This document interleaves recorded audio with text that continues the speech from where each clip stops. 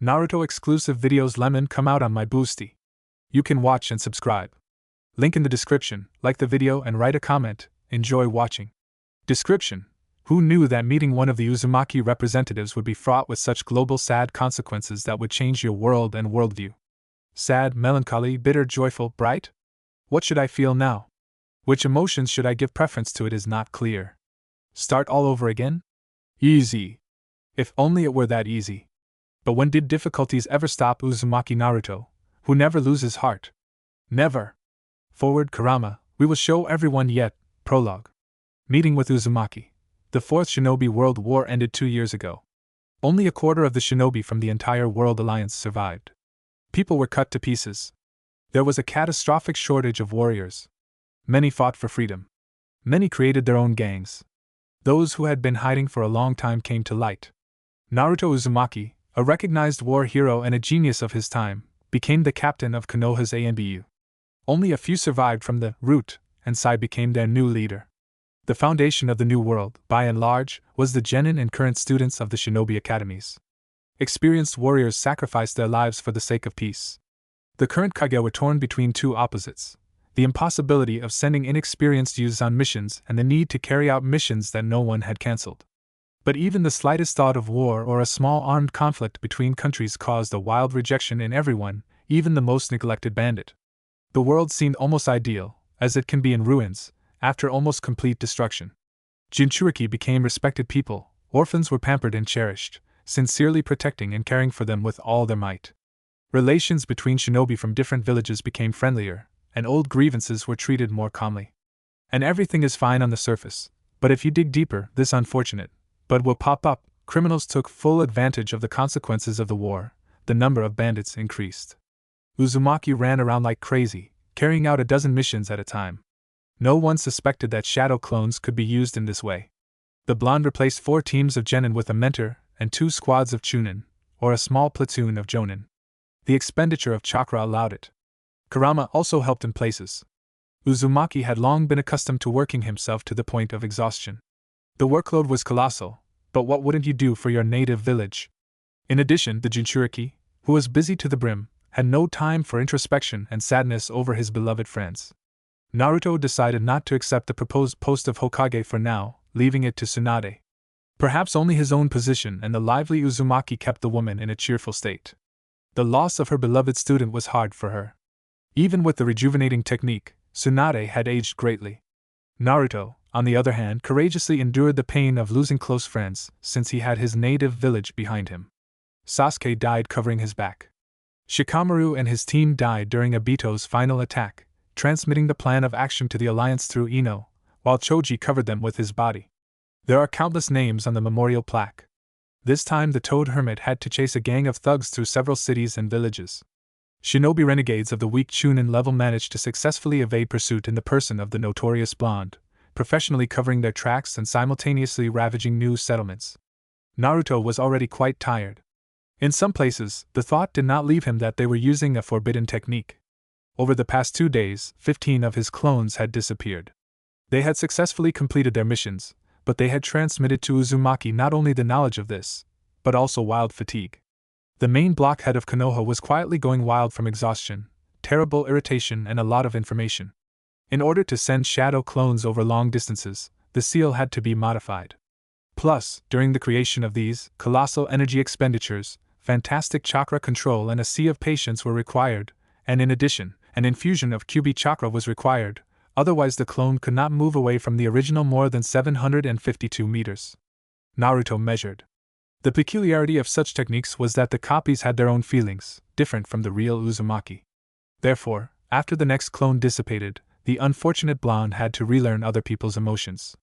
This was even more exhausting. And Kurama was generally sleeping soundly. Having finally found 4 of the 5 desired targets, Naruto quickly eliminated them and destroyed their corpses.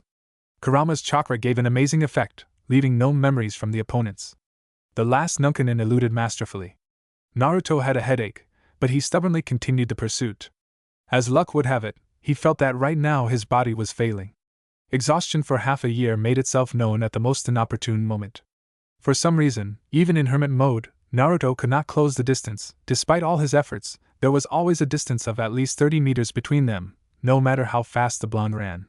Naruto decided to resort to his last trump card, although the fox was against it if the enemy was not an Uchiha. Uzumaki accelerated sharply. However, the enemy also behaved in an unconventional way. For the first time, turning to face his pursuer, he folded seals with lightning speed. He did it so quickly that even Naruto's trained gaze did not follow him. Having prepared himself for the impact of the technique and joined his hands for Kawarini, the young man realized that something was wrong. The surrounding space seemed to slow down.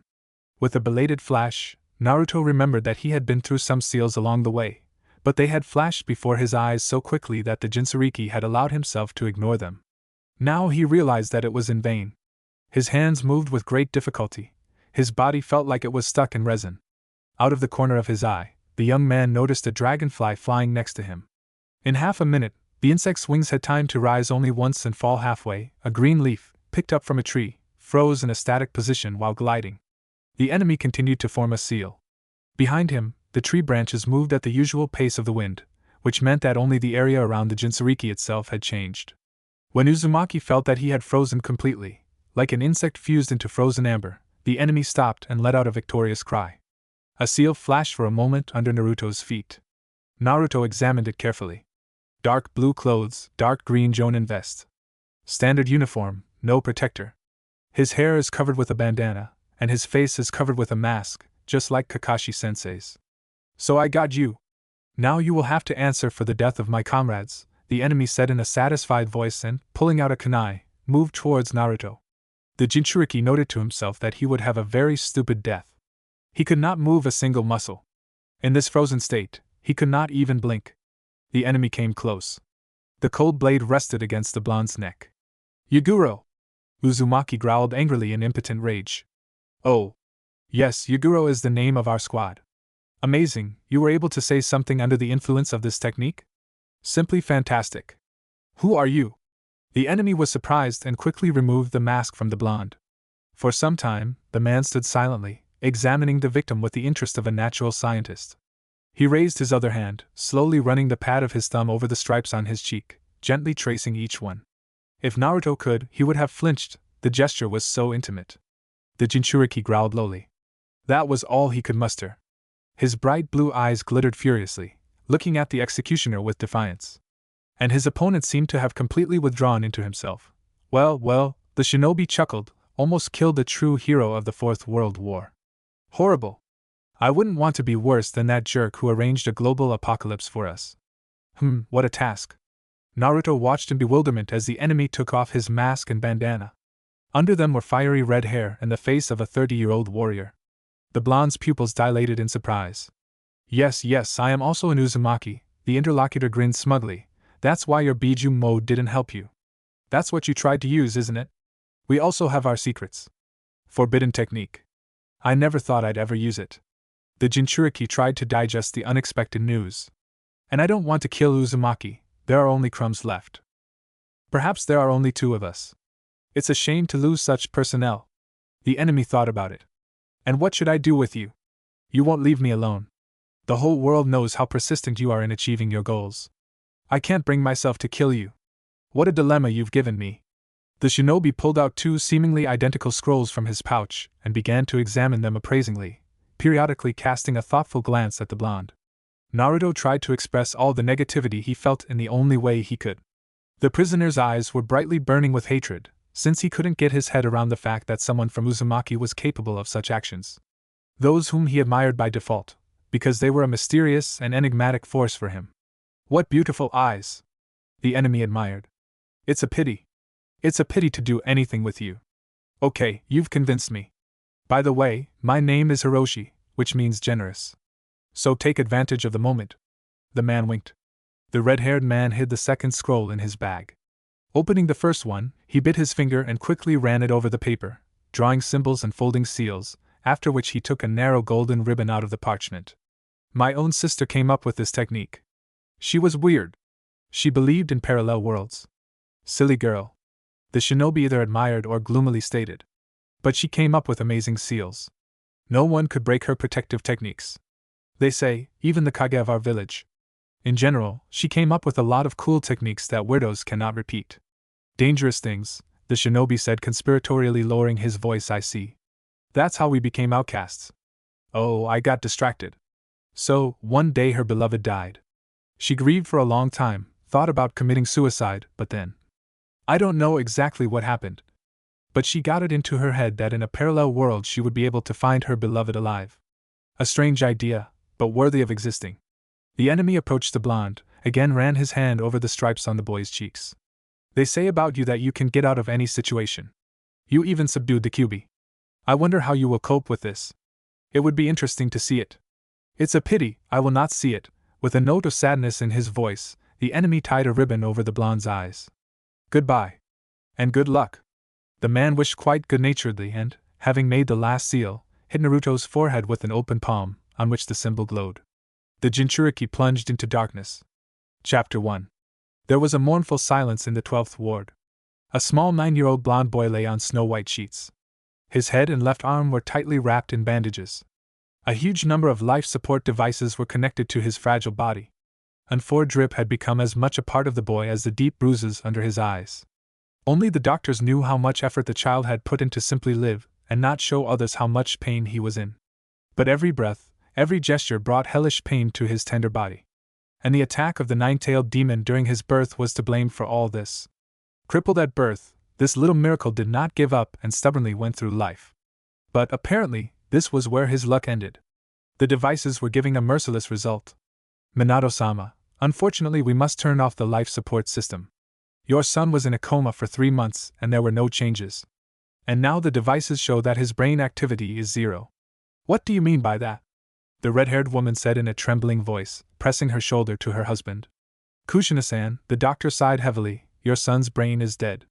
This is the end. No! The kunoichi howled, kneeling down in front of the bed and taking the boy's icy hand in her hands. The mother's heart was breaking with grief. They had been through so much, they had fought so desperately for the baby's life since childhood. It couldn't end so easily. Fiery red chakra burst out of the kunoichi's body and struck the little blonde boy in the stomach with force, piercing his body and leaving a large burn on his skin. Naruto, you can't leave us like this. Please. I beg you. Perform a miracle. Come back. Kushina whispered fervently. Minato managed to tear the mother away from her dead child with difficulty. The wife kept repeating her prayer, clinging to the hospital bed, the door frame, the door handle, again and again trying to rush to the boy's body. The doctor, who had been thrown into the corridor by a gust of demonic chakra, slowly stood up, businesslike adjusted his robe, dispersed the overly inquisitive personnel to their workstations and entered the ward again. He methodically turned off all the equipment, pulled out the 4-needle. He stood motionless and silent for a minute, paying tribute to the brave boy. Well, this was his regular patient, who never gave up and always stubbornly moved forward, but fate did not give him a second chance. A sorrowful sigh escaped from the chest of the gray-haired man. Only a miracle will not help here, the doctor said sadly and left the room. Suddenly, a convulsive sigh broke the silence of the room. The silent patient scratched the sheet with his fingers, jerked, and began to cough hoarsely. The blonde's body arched at an unnatural angle, it seemed that his spine would break if he did. The orderly who had come to wash the body for burial ran back into the corridor with a wild squeal, dropping the basin of water with a loud clang. Kurama, what the hell is going on here? The teenager rushed around the floor, sick with wild pain. Even in his subconscious, his body was sick with agony. Well, apparently you're dead. The fox chuckled, looking around his new home with interest. This is not funny. The blonde creaked through his clenched jaws. I'm not joking, the tailed one snapped. The 9-tails tried to understand what was happening to them, looking at the suffering of its host. To tell the truth, he did not feel much better. It was as if all the chakra had been sucked out of his body. The demon felt an unusual weakness. Getting up on his paws seemed unreal. A disgusting feeling. Naruto managed to somehow cope with the pain and emerge into reality. In front of the blonde's pain-clouded eyes stood the dumbfounded Minato and Kushina. Fourth? Father, are you alive? Mother? The boy managed to croak barely audibly. The words came with difficulty, as if his throat had gone numb. Alive? Namikaze asked incredulously. Alive? Kushina screamed joyfully, throwing herself at the bed. However, for Naruto, all other events were drowned in blissful darkness. An alarmed doctor ran into the ward. The commotion in the 12th ward raised half the hospital on its ears. Entering the room, the man could not believe his eyes. Bloody habanero was clutching the child to her. The boy's chest was heaving, hoarse breaths were coming from his throat. The doctor had always been a skeptic, he had never believed in miracles until now. The little blonde had done the impossible, survived clinical death, and returned to the world of the living. Having dealt with the initial shock, the doctor rushed to check the patient's condition. By all indications, Naruto had completely returned to normal. Not believing his diagnosis, the experienced doctor consulted with his colleagues. However, they, too, perplexedly examining the boy, confirmed that the boy's brain was alive and functioning normally, as was his entire body. The medical council, having consulted and examined the patient again, allowed the patient to be taken home. Since the Hokage's son had been able to survive such a chakra blow, he was no longer afraid of anything. Waking up in the morning, Naruto looked at his hands for a long time and perplexedly, moving his small fingers. "Kurama, what's wrong with me? You've become small." "Childish hands," Uzumaki said as if he hadn't heard his interlocutor. Naruto looked around with interest, but didn't see the mirror. "So, get up and go look for him," the fox responded, having overheard his partner's thoughts. With difficulty sitting up on the bed, the blonde gasped in surprise. His whole body was shot with such a sharp pain that his eyes darkened.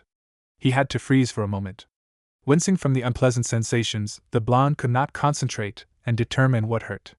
It seemed that every cell in his body was the source of this hellish torment. "Oh my!" the boy hissed through his teeth, biting his lip until it bled. Come on, get up on your paws." 1 2 1 2 the fox tried to cheerfully command. "I'm trying," Naruto squeezed out, wiping away the tears in his eyes from the pain. "Me too." "What?" The blonde was distracted by the conversation, interested. "Trying to get up on my paws. You won't believe it, it's hard." "Why wouldn't I believe it? I have the same thing." Having somehow managed his own body, Naruto was able to get to his feet and, holding on to the wall, went out into the corridor. Succumbing to intuition, he pushed the first door he came across and was right. It turned out to be a bathroom.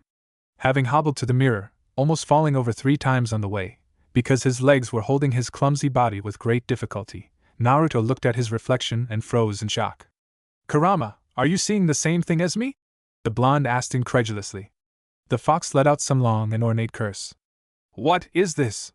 Not only are you small, but you're also a dwarf?" the demon asked, hiccuping nervously.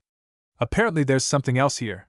With a trembling hand, Naruto touched the surface, looking at his reflection in the mirror with eyes full of horror. Chapter 2. Naruto looked at himself and was more and more amazed, although it seemed that there was nowhere else to be. What in this world had happened to him? A 9-year-old blonde, awkward boy was looking at him from the mirror. The familiar stripes on his cheeks were gone. But there was something abnormal with the appearance and body of his reflection. One side of his face was slightly larger, his hands seemed to be created from broken lines, his nose was shifted from its axis, his blue eyes were a faded color. There were deep shadows under his eyes, either from lack of sleep or from illness. His skin had a pale, almost ashen tint.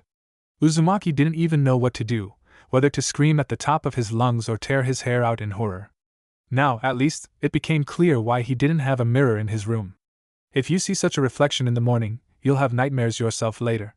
He looked as if his body had been deformed by something. Naruto turned to his side. Or flattened. "Got run over!" the fox cheerfully offered his theory. "That's possible. Congratulations, you're not a dwarf. You're disabled," the tailed one sarcastically finished off his friend. Uzumaki had been spinning in front of the mirror for a long time, examining himself. Now he carefully studied his own palms. He noticed something he hadn't seen before. The fingers were slightly swollen, as if puffy. Not a single straight finger, all the phalanges were crooked. "Naruto, come down to me," the worried fox asked.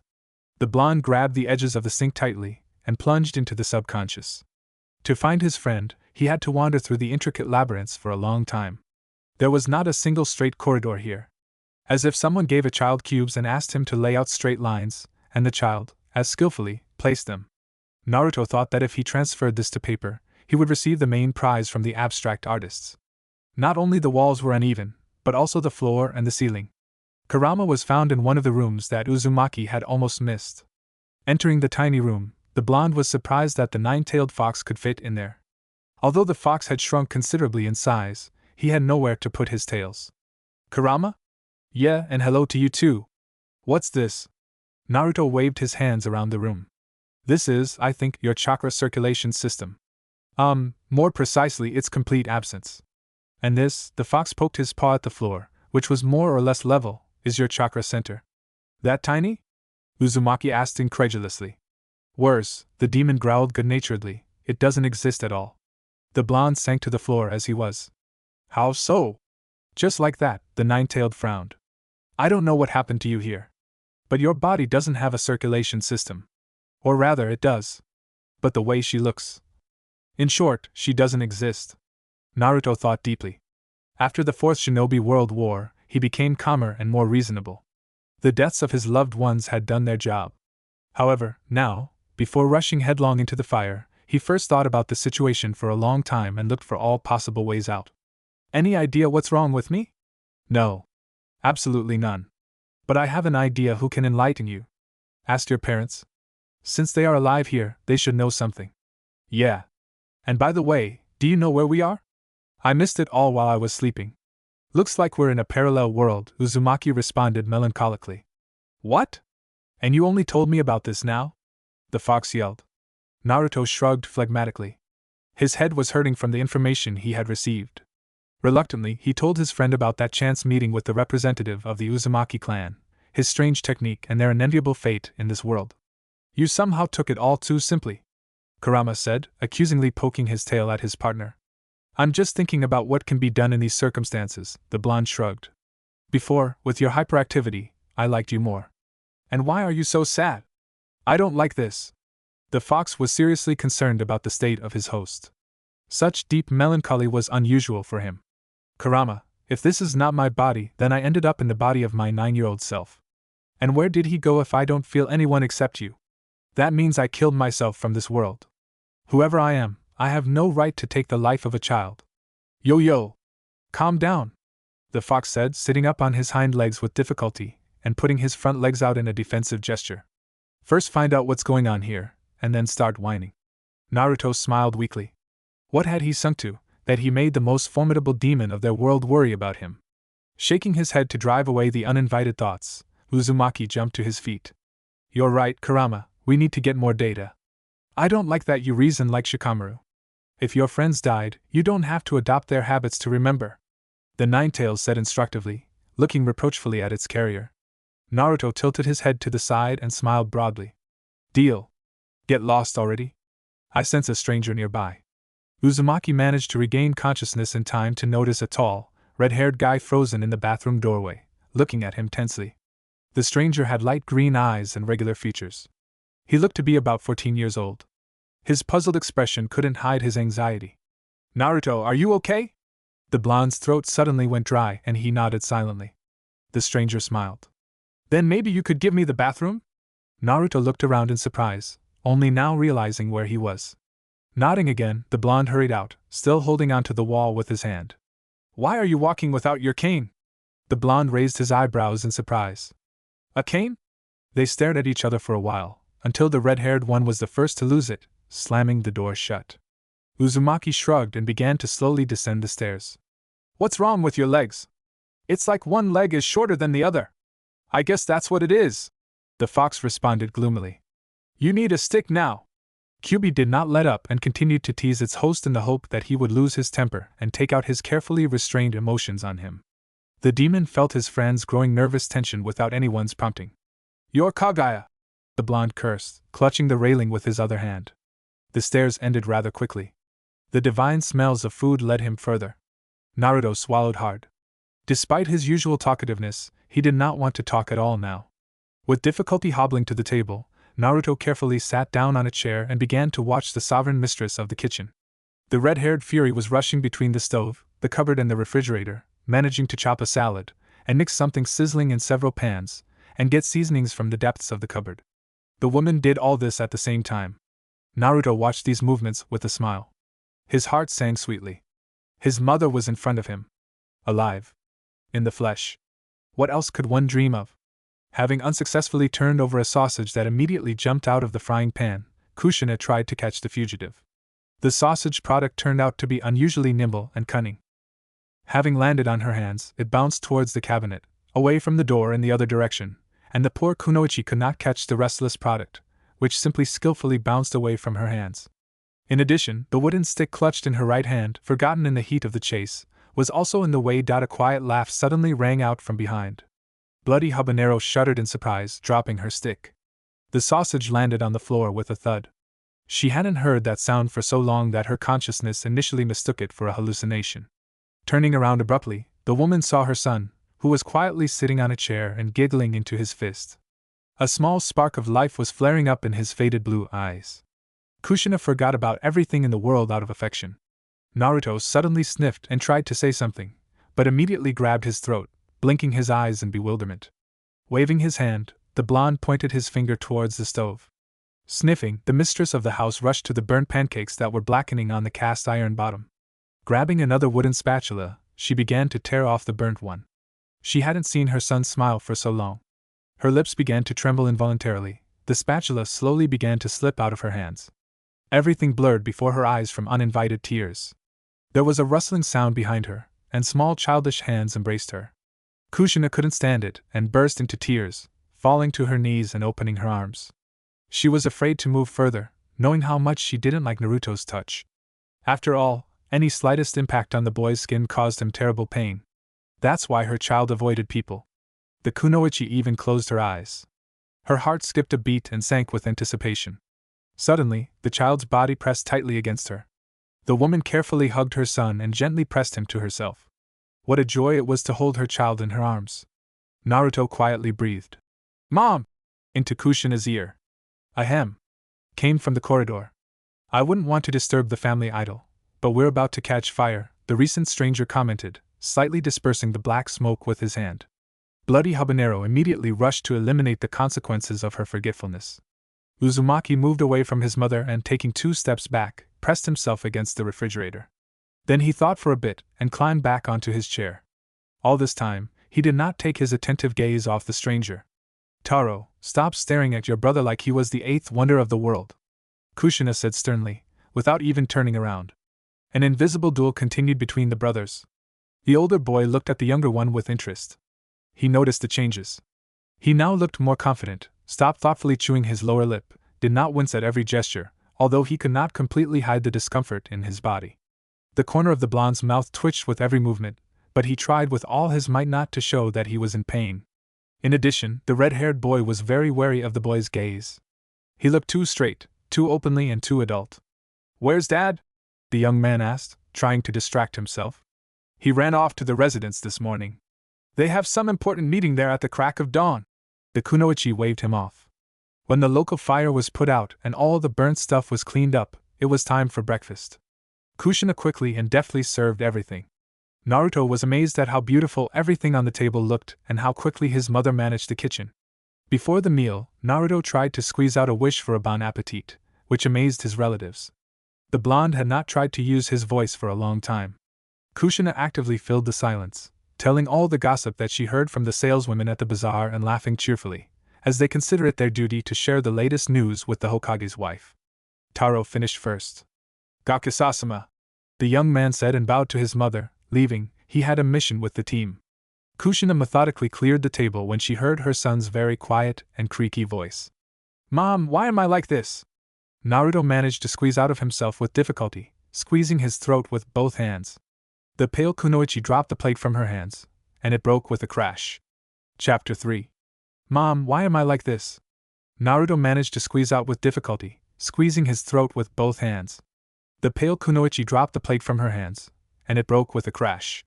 Kushina pushed the chair back with a trembling hand and sat down. "Mom?" the blonde called barely audibly. The woman swallowed uncertainly and tried to gather all her will into a fist. She hoped that this conversation would take place much, much later, when she could prepare for it in advance. Now, her son caught her by surprise and she did not know how to tell him the terrible truth. "Mom?" Naruto called again. The woman saw how difficult it was for him to pronounce the words out loud, but he stubbornly continued to call her. "It happened a little more than 9 years ago. That day you were born," the red-haired kunoichi began in a hoarse voice. "That day, the nine-tailed demon Kyubi broke free from the seal and attacked Konoha and us." Her son suddenly silenced her with a raised palm. A little awkwardly, the boy stood up and brought his mother a glass of water. The woman was ready to burst into tears again from how kind, caring and patient her child was. Clenching her fists tightly, Kushina calmed down with an effort of will. 9 years ago, when you were supposed to be born, a man in an orange spiral mask attacked the secret shrine where the birth took place. Because of him, Kyubi broke free. Almost destroyed Konoha. But then Minato and I managed to seal it again. But at the end Her son moved the glass of water again. Taking a big sip, Kushina continued in a less trembling voice. The demon decided to take revenge on us. He waited until you were born and broke all the bones in your tiny body. But he did it in such a way that your life was not in danger, vital organs were not affected. And with his chakra, he disrupted all existing chakra channels in your little body. The best doctors of Konoha fought over your body day and night. They restored everything they could. However, the baby's body suffered greatly and the consequences were irreversible. A heavy silence reigned in the kitchen. Naruto was comprehending the information. Kurama was shocked into silence. Of course, he was also consumed by uncontrollable rage, but not to the same extent as to so obviously mock a newborn child. There are many pinched nerve endings in your body. Kyubi soldered them tightly into the bones and between the bones. The doctors were afraid to touch them, because it brought even more terrible pain to the body. The woman began to nervously torment the tablecloth. That's why you almost always feel this hellish pain with any movement. The nine tails also damaged your vocal cords so that you couldn't scream. Doctors can't do anything. Naruto raised his eyebrows questioningly. You are invisible to sensors. They can't see you. You are like a dark spot without chakra or like emptiness in space. This is a great quality for a shinobi. A perfect invisible man. However, doctors can't treat you either. They can't see what's going on under your skin. You are also opaque to them. That's why doctors can't treat you. Now that's interesting. The blonde whistled mentally. You grew up overcoming constant pain. We tried to take care of you as best we could, but you rejected our help. And you stubbornly sought recognition as a shinobi.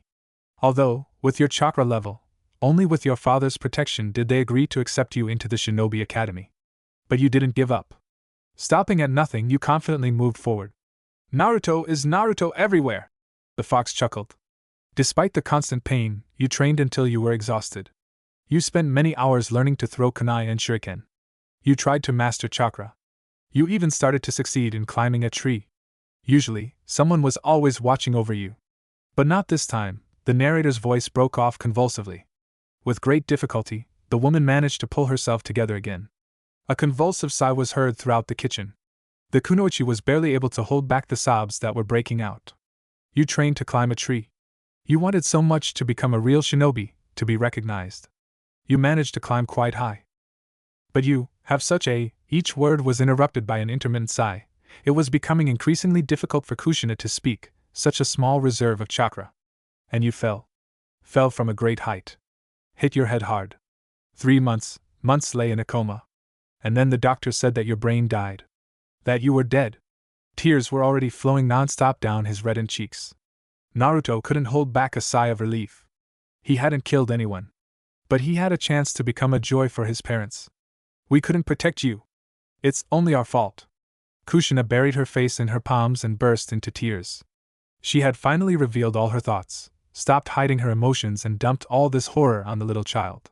The bloody habanero was lamenting that she was a terrible mother. Naruto quietly stood up and went to his mother, began to gently stroke her fiery hair. This woman had fought so desperately for her son, had put so much effort into him, had suffered so much fear and endured so much despair. Naruto, who was lucky enough to be born in this world, was a lucky man. Uzumaki smiled sadly. He would make every effort to make his parents proud of their son. He will try to fix everything. It is unknown how, but he will achieve it. After waiting for his mother to calm down, Naruto quietly thanked Kushina for her revelation, kissed her on the cheek and went to his room. He needed to think about the current situation. Yeah, he was in deep trouble. Naruto, come down here immediately. I need your help. The worried fox called. Uzumaki dove into the subconscious. A terribly battered demon appeared before him. Kurama, why are you so exhausted? The blonde laughed nervously. Naruto, we have problems! The tailed one yelled. What news? Uzumaki snorted. We have big problems, the demon insisted. I know that without you. Uzumaki chuckled. The nine-tailed fox involuntarily frowned. In addition to the troubles you know about, there are also troubles you don't know about. Well, go ahead, surprise me, the blonde smiled in anticipation, sitting down on the floor just in case. Naruto, watch out! Kurama shouted. Uzumaki didn't have time to react, because he didn't understand what to expect in his own subconscious. It turned out that you can't relax anywhere. The guy was knocked off his feet by something red and dragged along the floor for several meters. The young man instinctively grabbed his opponent. At the same time, the fox yelled, "Grab him!" "Ku, what is this?" the blonde asked in surprise, examining the clot of chakra in his hands. "This is a piece of the dark chakra of the nine-tailed Kyuubi, which is walking around your body and destroying your chakra channels." Ouch! The guy loosened his grip in surprise, and the opponent ran away. "How could you let him go?" The fox went berserk. "He bit me!" Uzumaki yelled back indignantly. "The devil!" the demon cursed. Naruto grinned at the metaphorical comparison. "Kurama, what's going on here?" "What was that?" the young man cried out emotionally. The nine-tailed made his most displeased face and plopped down on the floor with the air of a lecturer. "I must tell you, my friend, Kurama, too much pathos. Stop this circus and explain what's going on already. Well, to get down to it, we're in deep shit. The local Kyuubi is smarter, more cunning and more insidious than me," the fox summed up. "Give me some red paint right now, I'll circle this date on the calendar," Uzumaki said admiringly.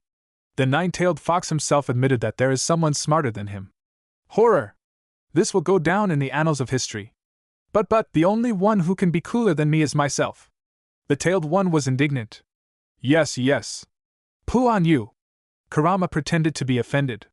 "Listen, why are you so calm about this?" The demon suddenly became interested in the psychological state of his partner. He was too calm and happy with life. Even suspiciously.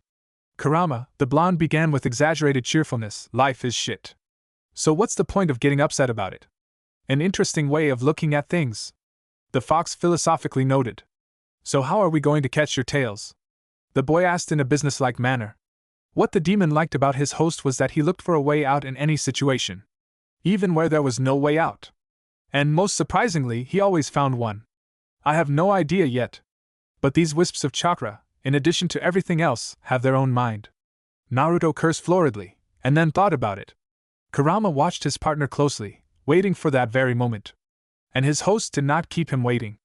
The young man's lips spread into a sinister smile, imps danced in his eyes. "Ah, I'll have to remember my childhood and all my pranks." The fox could not hold back a smile, watching his friend. They would succeed if the great Uzumaki Naruto took up the matter. "Ku, you flea-bitten rug, you weakling," the blonde said with a sly smile. "Some lousy chakra made you." "What?" The demon roared indignantly and rushed at his partner, in order to teach the impudent fellow a lesson. Uzumaki laughed cheerfully and rushed to run along the winding corridor. They ran like that for several hours. Naruto, so that his friend would not know where he was real, spawned clones in his subconscious. Chasing with the whole crowd, they inadvertently trampled a good 10 small clots. Having gathered again in the first hall, Kurama was surprised to find 20 clones hugging scraps of orange chakra. "What are you doing?" The demon was slightly stunned. "They are so soft," answered one of the clones, rubbing his cheek against the fur. "And cute," the second exhaled admiringly. "And their eyes like beads," the third exhaled joyfully. "And their faces are incredibly cute," the fourth was touched. Kurama looked at the copies of his carrier in holy horror. In order to call the insidious demonic chakra cute and pretty, you probably have to be born as Uzumaki Naruto of his world. "Kurama, look, he looks like you!" shouted one of the clones, handing the orange lump to the demon for analysis. Now the fox himself managed to see that these sources of demonic energy had a certain resemblance to him. That is, like a tiny fox, but only 20 times fluffier, because of which the tiny body looked like a bun. And the chakra flowing around the fur did not allow you to see the details, because they spun like a top, not stopping for a moment. "My sweetie!" Another clone was touched, squeezing his find with all his heart. The fox cub squeaked quietly and stopped showing signs of life. "You strangled him," the neighbor said phlegmatically. "Nothing of the sort," the blonde objected hotly. "You can't strangle with true love." Kurama hid his muzzle under his paws. Naruto would definitely finish him off. "Hey, Kurama!" The demon was gently pulled by the ear. "Look," the blonde waved his hand around the room, "these are your children." "Yeah," Kurama agreed gloomily. "I'm Dad, your mom." "Naruto, do you even understand that these clots of chakra are negative energy created for destruction? You yourself said that the dark Kyuubi endowed them with intelligence." So, there are many small biju living in my body. And we seem to have caught them all. Nope, the fox reluctantly admitted. Not all. How many are there? Uzumaki narrowed his eyes incredulously. About 100. How many? The blonde yelled. Why didn't you tell me about this before? I decided to give the information in portions. The tailed one modestly twirled his paw, admitting. Kurama, you bastard! Naruto responded good-naturedly and sighed heavily. Now I'll have to come up with a new plan. This little thing won't fall for it a second time.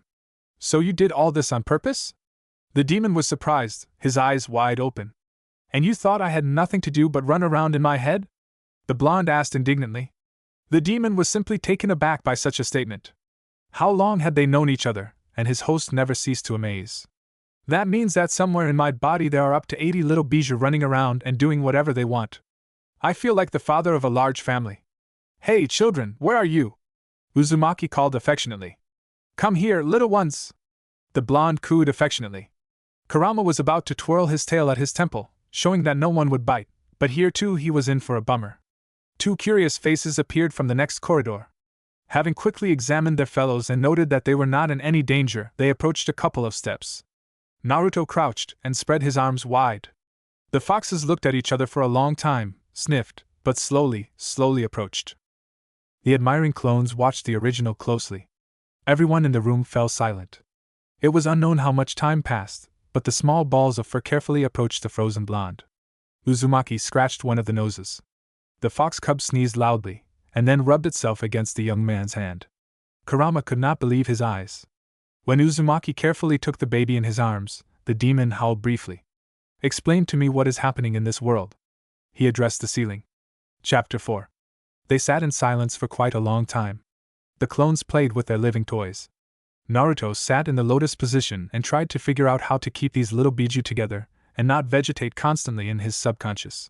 He was so lost in thought that he did not notice how two fox cubs climbed onto his lap at once. Naruto, have you noticed that this room has become bigger? Kurama said thoughtfully. What? The blonde emerged from his thoughts.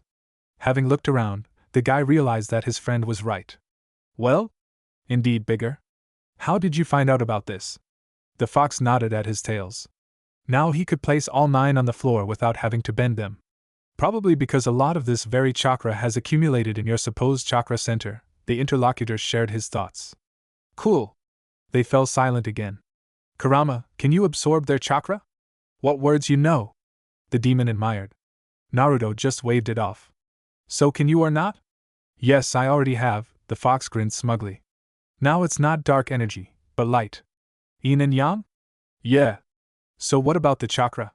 Naruto hurried his partner impatiently. Their chakra is already mine. True, only those that you picked up. And these? The guy pointed to the 2 on his lap. He scratched the neck of one of them so hard that he freaked out and fell on his back. And these 2? And those? A casual wave of his hand towards the corridor. Kurama turned his head. And he didn't notice that 3 new interested faces were watching them. These ones didn't. So we need to catch all 100. Any ideas? The demon immediately perked up. Not yet. For now we'll just wait. Having run around and gotten tired, the fox cubs fell asleep in the arms of his clones. The blonde's eyes lit up with a mischievous fire. Kurama, lie down. What? The demon was indignant.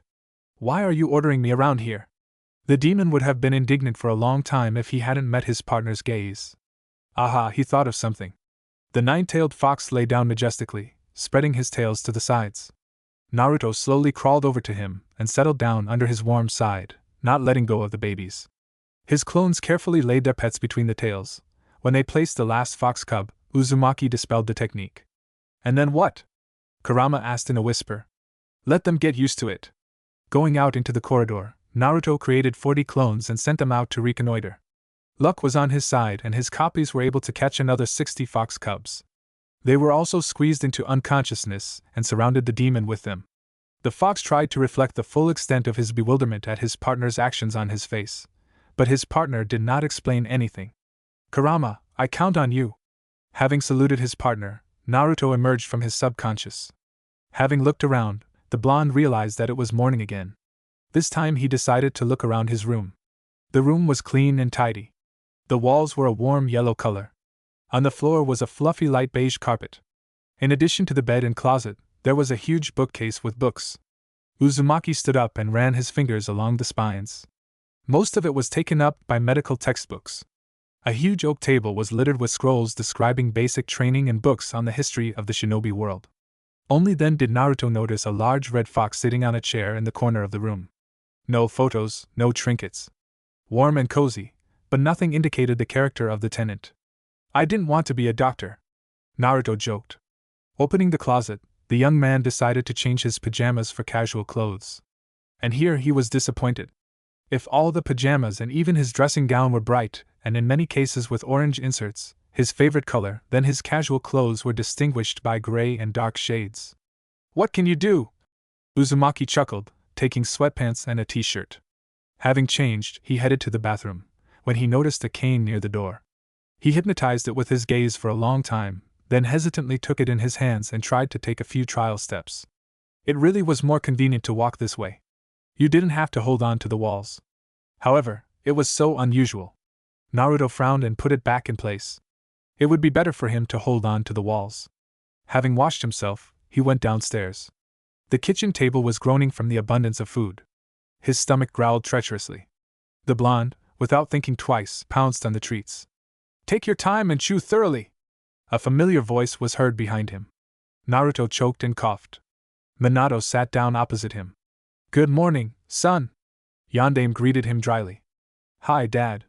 Naruto smiled at him, greedily studying such a familiar face.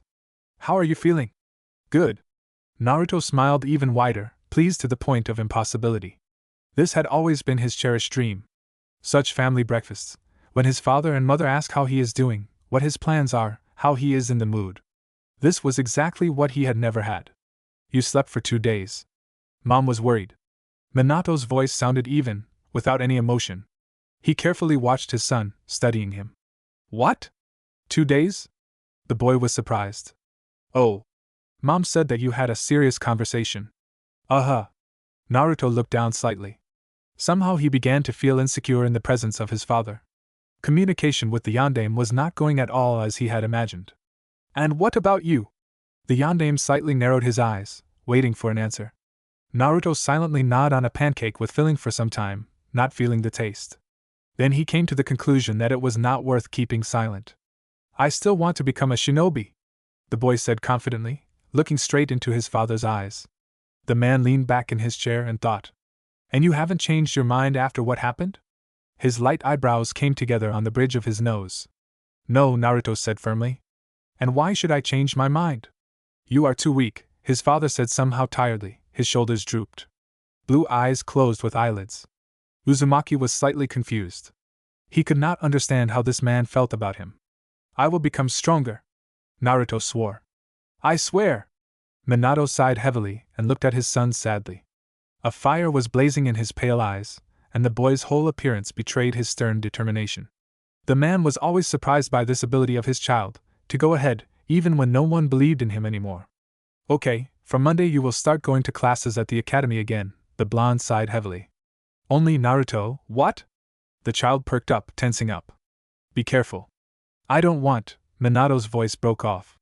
He looked away and began to look too closely at something on the wall. However, Naruto noticed how he bit his lip painfully. So he was worried after all. Uzumaki considered a couple of options, then jumped up from his seat, awkwardly hobbled to the blonde and hugged him tightly. Minato shuddered in surprise. He raised his hand and wanted to put it on the blonde's crown, but stopped himself in time. He knew that any touch brought pain to his child, so he found the strength to restrain himself. Naruto smiled happily and took a step back. I'll go practice, the boy said trustingly. Minato jerked forward. But, Dad, don't worry. I'll only throw kunai for now. Nothing more. Naruto held out his hands, seeing undisguised anxiety in the blue eyes opposite him. Good. Minato tiredly hid his face in his hands. What was wrong with him? Why did it seem to him that his son had changed so much? And what was making the village Hokage tense up when he was around his offspring? I'm already tired, and it's only morning. I need to take a vacation, the man said heavily and smiled, looking around the table. At least my dear spoils us with our favorite dishes. Chapter 5. Naruto stubbornly threw kunai at the target, but they stubbornly refused to even come close to the target. The blonde was already sweating, running after the scattered weapons, but did not stop for a break. Someone appeared from behind. Uzumaki frowned with displeasure. He did not like it when his training was so rudely interrupted, and especially when he did not succeed. Naruto! What? He was indignant, turning to the uninvited guest. Minato, surprised, recoiled, having met such an inhospitable reception. The boy, recognizing his father, immediately broke into a satisfied smile and for some reason hid the remaining kunai in his hands behind his back. And how are you doing? Yondaime asked curiously, wondering why his son was hiding his weapon from him. 10 out of 10, the boy grinned strangely. Hits? Minato almost forgot why he had come here in the first place from surprise. Misses. Naruto laughed. The Yondaime was even confused by such an answer, but quickly pulled himself together. It was clear that the failures had upset him, but he was in no hurry to give up. Son! Yes? The blonde immediately perked up. The Yondaime noted with satisfaction that his child looked quite cheerful and happy with life after the hospital. Although he had nothing to be happy about. Your voice. You're talking. What? Your voice. Minato pointed to his throat. Only then did the Uzumaki understand what they were talking about. Voice? Naruto asked again, touching his throat. Indeed, he somehow didn't pay attention, but it had hurt him to speak before. Although now he was still wheezing loudly, as if he had a cold, but now he didn't have to squeeze his throat to squeeze out at least some sounds. You can talk now. Really? Don't you want to tell me anything? Naruto laughed nervously. Oh, sorry, Dad, I urgently need to go to my room. Hey! Minato shouted at the boys quickly retreating back. And what just happened? His son not only started talking, but also began to move without a cane, of course awkwardly, and mainly looking for support near the walls or railings, but independently. Did I really miss such changes in my son? Yeah, and this is the famous yellow lightning. No observation. Shame and disgrace. Yondaime grieved a little more and went to the residence. Having flown into his room and quickly slammed the door, Naruto tiredly leaned against it and slid to the floor. Kurama, did you really succeed? Silence in response. The guy had to dive into the subconscious. Kurama was shamelessly dozing, lying on his back. The fox cubs occupied him from all sides. Some were gnawing the formidable demon's tail, some were pulling his ear. The nine-tailed fox slept the blissful sleep of the righteous and did not react to anything. The appearance of a new face did not go unnoticed. The blonde was immediately swept away by an orange avalanche. The fox cubs surrounded him from all sides and were now carefully studying him. Naruto tried to pet every little one he could reach. Someone began to lick his ear. Uzumaki laughed loudly. It tickles. He managed to squeeze out of himself. It was unclear who was a toy for whom. The blonde stretched with pleasure, although in his subconscious he could enjoy his normal body. The distortion in real life had already gotten to him pretty much. Kurama finally woke up at the incomprehensible excitement next to him. Lazily opened one eye, assessed the situation and decided to continue pretending to be asleep. Ku, I know you're not sleeping anymore, the blonde stated categorically, sitting with his back to him. And how do you know that if you don't even turn to face me? The fox asked sullenly, yawning widely. Working with natural energy can teach you a lot. Naruto slightly turned his head towards his interlocutor and winked. What are you here for? Why did you wake me up? The demon slowly stretched and sat up. My voice. I can talk normally now. Naruto cried out joyfully. Oh. That. Well, yeah? I patched something up here. Now that I have at least some chakra, it's not that difficult. What about the rest of his body? Can I do anything about it? It's more difficult. If these were open wounds, then I might have managed. But here. You see, it's not just the fractures that didn't heal properly. The dark Kyuubi soldered the boy's nerve endings, that is, yours, into the bones. I have no idea how he did it. I already told you that he was smarter. Naruto just rolled his eyes at this statement. I don't know how to get them out of there. What about my chakra channels? I'm working on it. They'll probably start working more or less normally soon, since all the little ones have already gathered around me. That's good news. Don't rejoice too soon. What's wrong?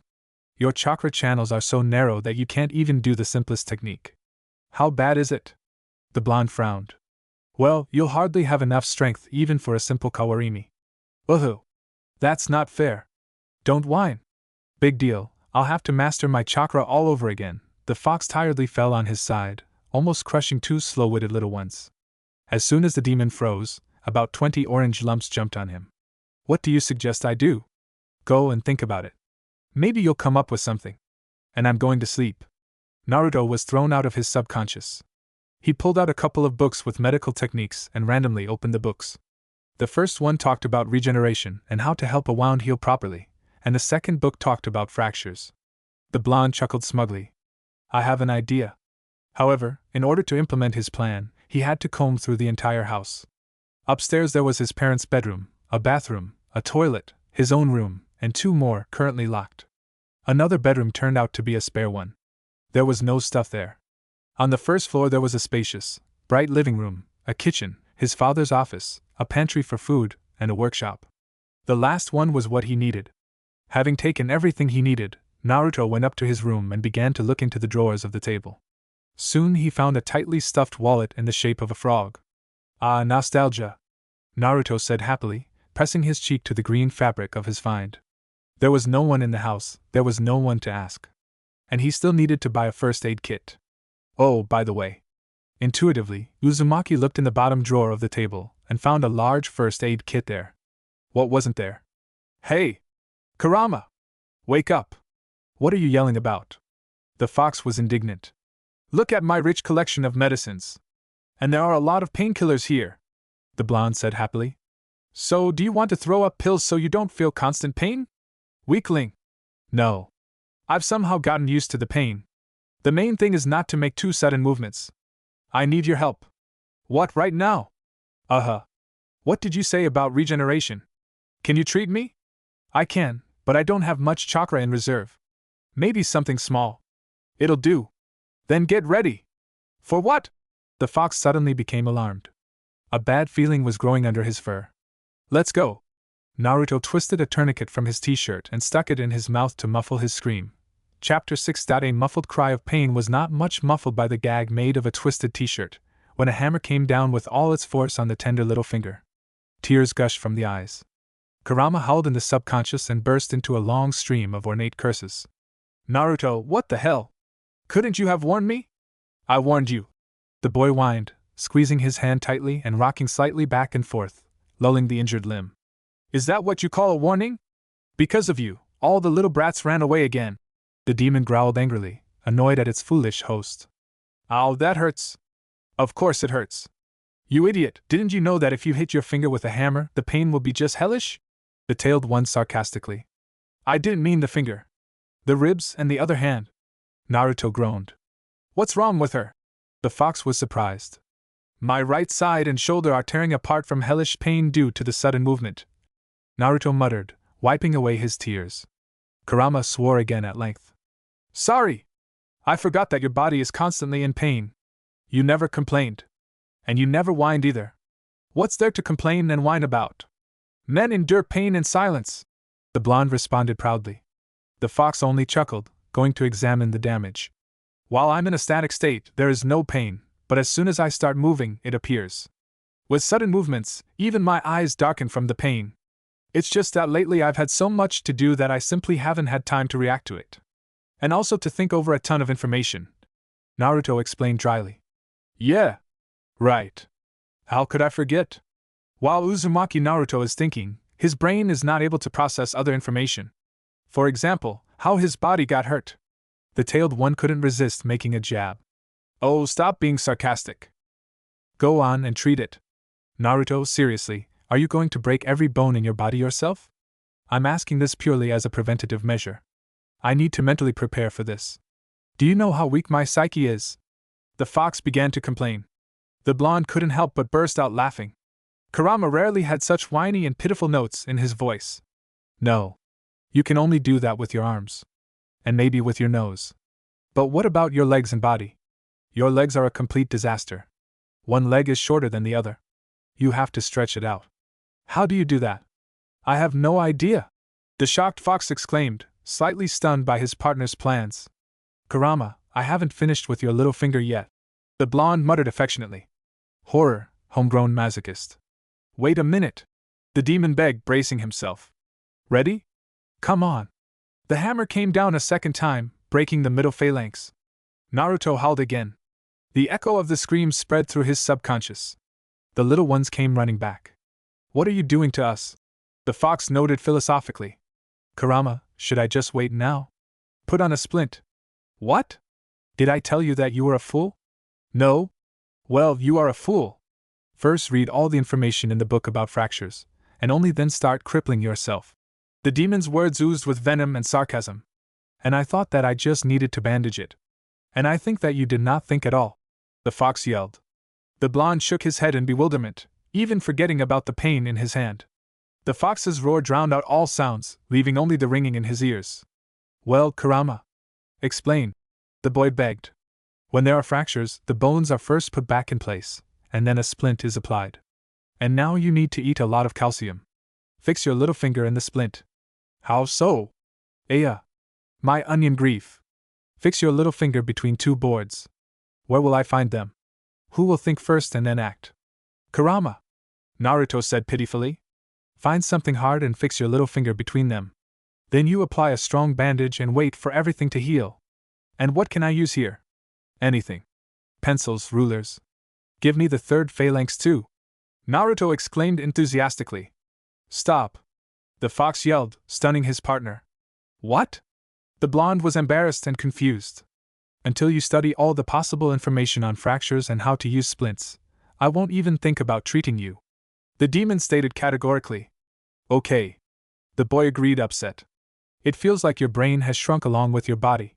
Why is that? Naruto was indignant. On the head of cabbage. Kurama mimicked. By the way, fractures are usually fixed with plaster. Where can I get it? And they do it in the hospital.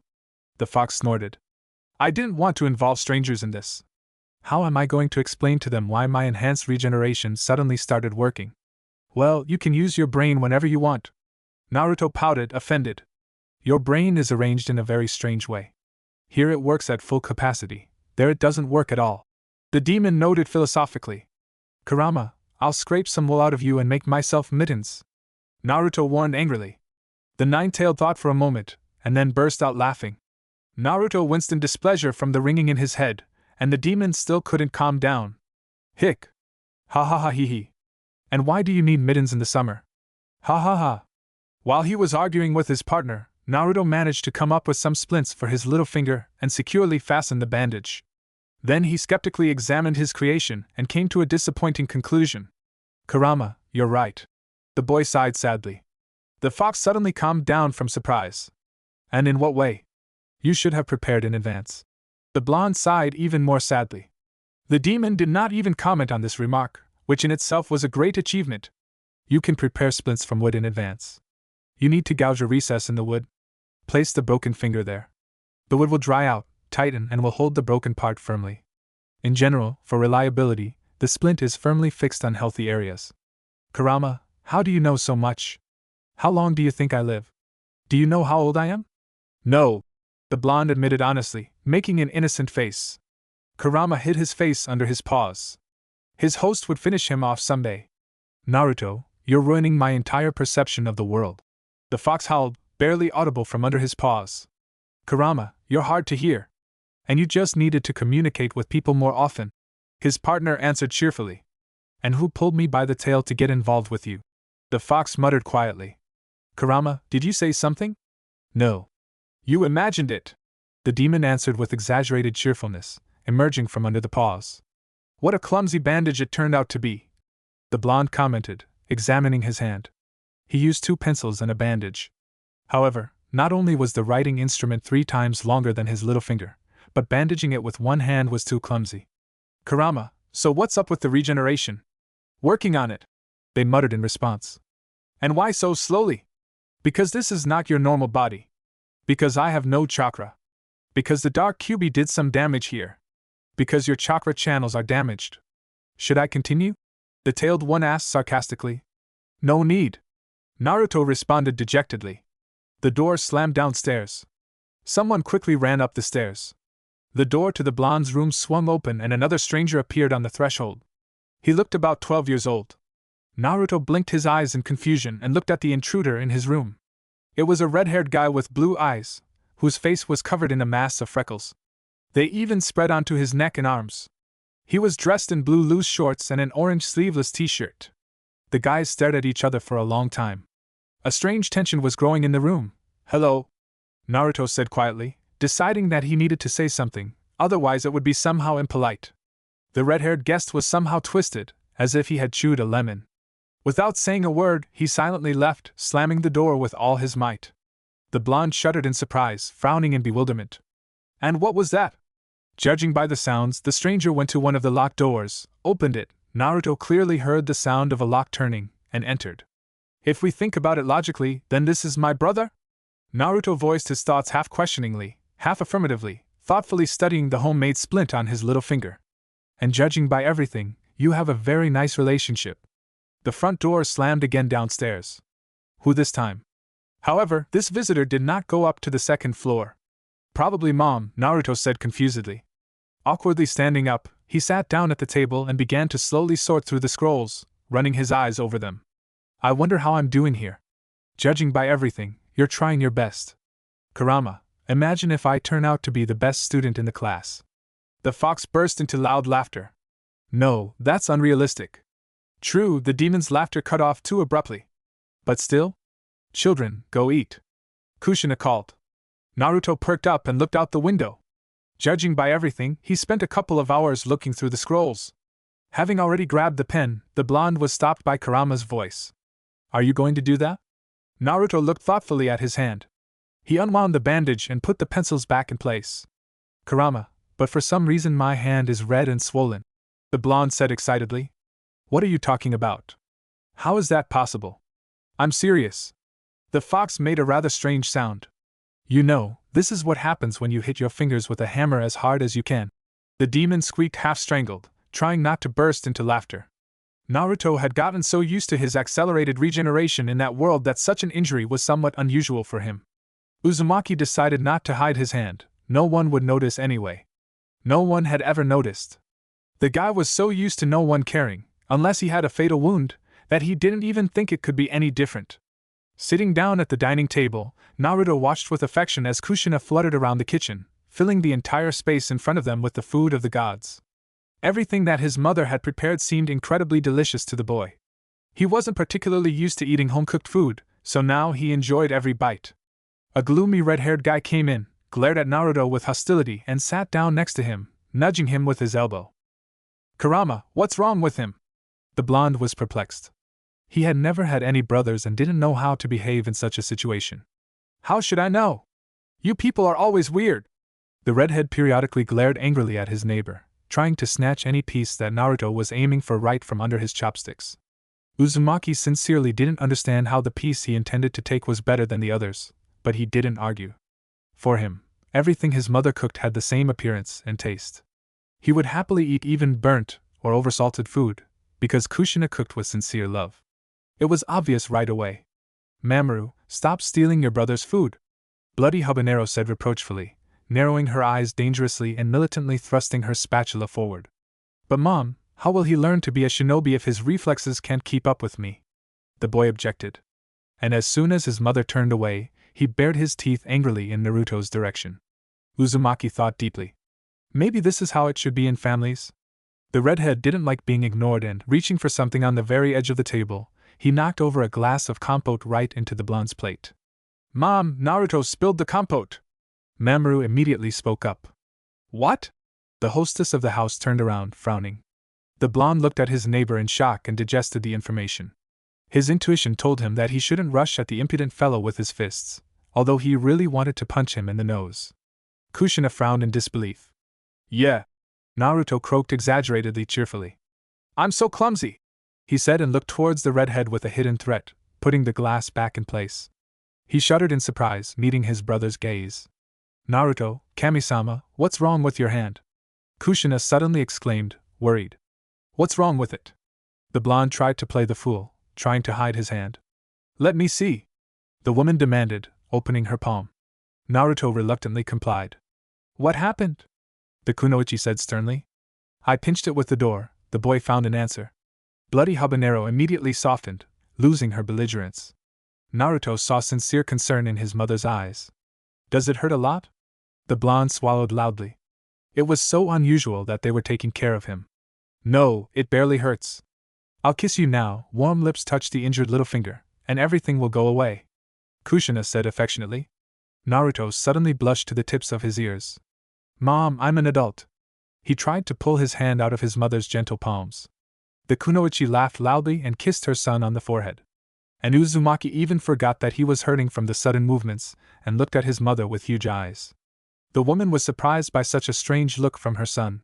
His blue eyes reflected too many emotions unusual for such a child's age. Mamoru frowned. He did not like that all of his mother's attention went to her youngest son. Mom, where is Taro? He decided to distract Kushina. He went on a mission with a detachment of ANBU. He will be back in a few days. Isn't it too early for him to join ANBU? Naruto asked in a businesslike manner, thinking over the information. As the captain of this unit, he knew perfectly well that at such an age they do not accept shinobi there, unless you are a genius, like Uchiha Itachi. Son, do you think that 17 is too early to join ANBU? Kushina asked cheerfully. Naruto blushed again. Got caught again, idiot! I'm always happy to support my host in the process of his self-abasement. Kurama's joyful voice rang out. Naruto, why are you so weird? Mamoru said, squinting suspiciously and looking at his brother too closely. Hey, thanks, everything was delicious. I'll go, train. Naruto pointed somewhere behind him and hurried to hide from the interested eyes of his loved ones. Having climbed far into the garden, the blonde fell tiredly to the ground. What a strange world! Naruto, what's got you so into philosophical reflections? Are you sick by any chance? Keep in mind that I don't even have enough chakra to treat a cold, the fox warned. Bore! The blonde muttered and closed his eyes. He just had a lot to think about. Chapter 7. So, what do we have? The blonde began bending his fingers, lying on his back and examining his uninjured hand. Mom loves me. I have an awesome mom. That's one. Secondly, apparently, my relationship with my brothers is strained. Thirdly, with my father. It's not clear yet. Fourthly, I have no chakra. Fifthly, I'll soon be going to the academy, and I'd like to at least restore my hands, because I can't even throw kunai. No, fifthly, I can't do a single technique. It's good that at the age of 9 they didn't require that from us. Aha, so sixthly, I'll soon be going to the academy. I wonder how my friends are doing? Kurama, I don't understand. What kind of nervousness am I having before the academy? I've already graduated, haven't I? What new things can I expect? Don't bother me, I'm working. The fox responded 5 minutes later and fell silent again. Naruto sighed sadly. He didn't even have anyone to talk to. I can't throw kunai and shuriken. I can't perform jutsu. I can't make sudden movements. I'm crippled. And I'm 9 years old. Holy shit. Standing up and stretching, the blonde winced. He kept forgetting that it hurt to move. His mind didn't want to remember that, no matter what. Looking at his injured little finger, Uzumaki chuckled with satisfaction. Kurama was coping with his task, the finger was no longer so swollen. Naruto calmly walked through the village and looked at the changes. The Konoha he remembered wasn't that different from this one. Only if you take the period before pains attack. Not right away, but the blonde sensed something was wrong. The villagers were looking at him strangely. Uzumaki didn't even immediately understand what exactly was bothering him. And when he did, he froze in place, his eyes wide open. The passers-by looked at him with pity mixed with a bit of disgust. Well, we've come to this. The boy suddenly exclaimed. Out of the frying pan into the fire. What are you making noise about again? Kurama responded. Kurama, remember I told you about my childhood? About how everyone hated and feared me. I said then that you couldn't come up with a worse childhood. And that I've never seen a worse attitude. Yeah. That happened. So. I was wrong. So? What's wrong? This Naruto's life is much worse. How? The most disgusting feeling, pity. Oh. Naruto shrugged. Yeah, the situation was not so great. It was much easier for him to endure the hatred of embittered people than this artificial compassion and pity. And everyone quickly looked away as soon as they ran into his figure. For some reason, Naruto had an obsessive desire to go and throw himself off the Hokage cliff to end this nightmare. Then he was suddenly knocked off his feet. The blonde rubbed his bruised shoulder with displeasure and, standing up, met the offender's gaze. Sasuke? Who are you? He muttered discontentedly, shaking off his clothes. You fool, I got all dirty because of you. The brunette pushed the blonde with force. Not expecting such a dirty trick, Naruto fell to the ground again. Sasuke-kun, wait! They shouted from the side. Damn, I caught up with him! The impudent man said, pursing his lips and running away. A young guy with black hair and black eyes stopped next to Naruto. Naruto assumed that it could be an Uchiha, since he looked something like representatives of this clan. He didn't hurt you? The shinobi asked sympathetically, as the boy noted by his clothes. Apparently, there was a Chunin in front of him. He didn't do it on purpose. The young man tried to justify his ward, carefully putting Naruto on his feet and running in the same direction. Yeah. Naruto responded dumbfoundedly. His legs themselves led him to the Uchiha quarter. Intuition demanded that he check his guess. He hadn't been here that often, but the image of desolation was too well ingrained in his memory. There were no abandoned, destroyed houses or empty streets here. People with the Uchiha emblem on their backs were scurrying around everywhere. Children were laughing joyfully. Flower beds were everywhere. Uzumaki walked over to the wall of the house and slowly slid to the ground. Are you feeling unwell? A familiar voice sounded over his ear. Naruto raised his head and shuddered, meeting cold black eyes. Ita, his consciousness faded. His fragile body had endured too many impressions and sensations for one day. Naruto was slowly coming to his senses. There was a ringing in his ears. His head was splitting terribly. How could he know my name? Someone was saying. We've never met face to face before. What was he doing in the Uchiha district? Minato responded in confusion. Naruto recognized the voices of his father and Itachi. They were definitely talking about him. The blonde decided to continue pretending in order to hear what the adults were talking about. I don't know. But apparently he felt bad. He was sitting on the ground near the house. And when I asked how he was feeling, he said Ita, and lost consciousness. Maybe that wasn't his name. But Naruto is actually a little strange after the hospital. Apparently, clinical death doesn't go unnoticed for anyone. Maybe. What about your little brother? Sasuke refuses to go to the academy, Itachi said tiredly. He says that only weaklings study there and that the clan will teach him more. It's nothing, it's just a formative period, the father said sadly, sharing his sad experience.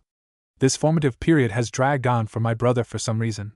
He's just an impossible, capricious, spoiled child. Naruto chuckled to himself. Not only did he not suspect that Itachi could be so emotional, but there was terrible irritation, hostility and resentment in the elder Uchiha's voice. Uzumaki couldn't help but giggle, cursing under his breath. It was necessary to urgently save the situation. Ita ta ta ta. My head. Grabbing the top of his light head, the boy sat up straight and opened his eyes. He had to get used to the light a little, although it was dim. Hello? Naruto greeted, looking at his interlocutors with interest. See, I told you so. Minato shared with Itachi in a whisper. The brunette shrugged his shoulders in response. Uzumaki rubbed his eyes and looked more closely. The Uchiha was wearing a Chunin uniform. And the shinobi's gaze was softer, more lively. He didn't look like an emotionless machine. Isn't he a genius here? The blonde asked his partner. Anything is possible. Naruto, lie back down. You need complete rest, his father said sternly. Why all of a sudden? I feel great. So I'm not going to lie around. The boy boldly objected, looking the man in the eyes defiantly. You passed out in the Uchiha quarter. This state of the body is not normal. Minato objected harshly. And anyway, what are you doing there? I was just walking and accidentally wandered in there, Uzumaki snorted resentfully. He didn't like the yondaime lecturing him at all. Besides, he was being scolded for no apparent reason. Was the Uchiha quarter really a forbidden territory? If that's the case, then why wasn't he stopped before he got there? Such careless behavior from the yondaime's son is tarnishing the Hokage's reputation. Naruto-kun, you should have thought of that. Naruto choked with indignation. Now he was being sternly reprimanded by the chief Nunkanin of Konoha. Where had he ever seen such a thing? The gears in his head began to creak with effort, refusing to accept such reality. Am I not allowed to go where I want? Uzumaki got furious, jumping to his feet. Don't yell at your father. Minato cooled the child's ardor. You're still too weak to leave the house at all. So you'll stay home. The Hokage sealed his decision. No! Naruto yelled. I'm going to become a first-class shinobi and nothing will make me sit locked up. Naruto, apologize right now. What kind of behavior is this? The father was indignant. Naruto-kun? Itachi exclaimed in surprise. For the first time in his memory, the little blonde raised his voice. Previously, he mostly kept silent. Many in Konoha considered him mute because of this. In addition, the hoarseness in the boy's voice became less and less with each word, although it could not yet be called a full-fledged voice. I'm not going to apologize, Uzumaki barked. It's not my fault. I'm a real shinobi and such trifles will not stop me. The blonde resolutely headed for the stairs to the second floor. After taking 4 confident steps, the child fell, as if mown down, losing consciousness. Uzumaki was lying on a hospital bed. He was dreaming something disturbing. The pupils under his closed eyelids were constantly moving. Sitting up abruptly in bed and looking around the room with a sleepy, dazed gaze, the blonde realized that he was in a hospital. He suddenly turned pale, remembering something. Sakura-chan will kill me! The boy screamed and jumped out the window. Naruto, stop! The fox screamed. Too late. The meaning of his partner's words did not immediately reach the boy's sleepy consciousness.